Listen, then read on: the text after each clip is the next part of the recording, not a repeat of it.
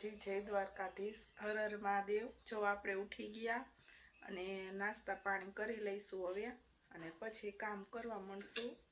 Family આપણે ઝાડવાને પાણી પાઈ દઈ અને મસ્ત મજાના પછી આગળ કામ વધી। જો આ છે ગુલાબો મારું, પછી આંબો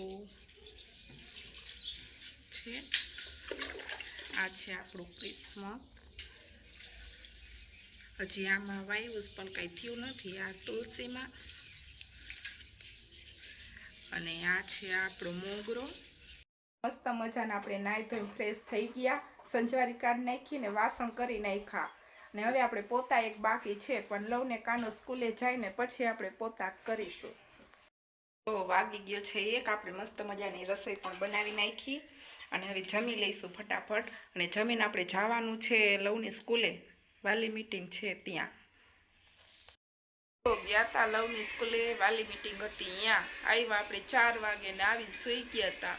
ઉઠ્યા આવે અને બસ ચા પાણી પીસી અને ત્યાં છોકરા આવી જાય છે, આવી જાય એટલે આપણે જવાનું છે બજારમાં ખરીદી કરવાની કપડાની।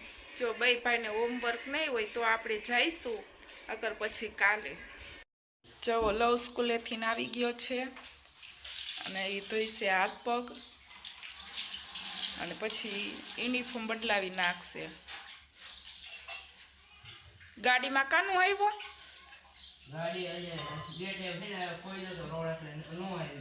હું અહીંયા રાહ જોઉં, મેં કીધું કેમ હજી આવ્યો નહીં। મેં કીધું તું છોકરા આવે ત્યારે આપણે બજારમાં જઈશું ખરીદી કરવા, પણ જવાનું નથી કેમ કે લવને કંઈક ડ્રોઈંગ કરવાનું છે નહીં લવ? શું કરવાનું? ડ્રોઈંગ। હા, એને કંઈક કાલ બતાવવાનું, તો એ કે મમ્મી માં નથી આવું, પછી મોડા આવી તો એને ભેગું ન થાય। તો હવે આપણે કાલ ટાઈમ મળે તો કાલે જઈશું, અગર પછી હવે રજા હોય ત્યારે જે આવશે।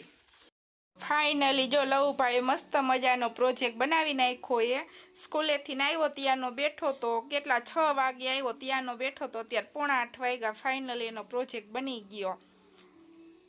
કેવો લાગ્યો તો કોમેન્ટમાં જરૂરથી જણાવજો। હા, જો માં લવભાઈ એમ કે કેવો બનાવ્યો કહીજો કોમેન્ટ કરીને। જો આપણે રસોઈ કરવાનો ટાઈમ થઈ ગયો, જો ખીચડી મૂકી દીધી આપણે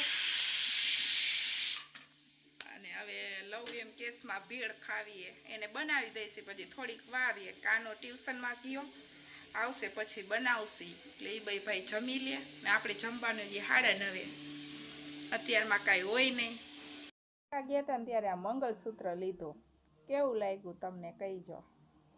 જો મસ્ત મજાનું આપણે ટૂંકું લીધું હતું।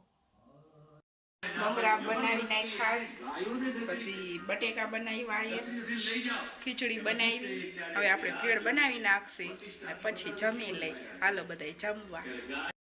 તો આપણે મસ્ત મજાનું જમીન ફ્રી થઈ ગયા અને બસ થોડીક વાર બેસશું બધાય અને પછી સૂઈ જઈશું। જો તમને આજનો મારો બ્લોગ ગમ્યો હોય તો લાઈક કરો, શેર કરો, સબસ્ક્રાઈબ કરો। ત્યાં સુધી બધાને બાય બાય, ગુડ નાઇટ।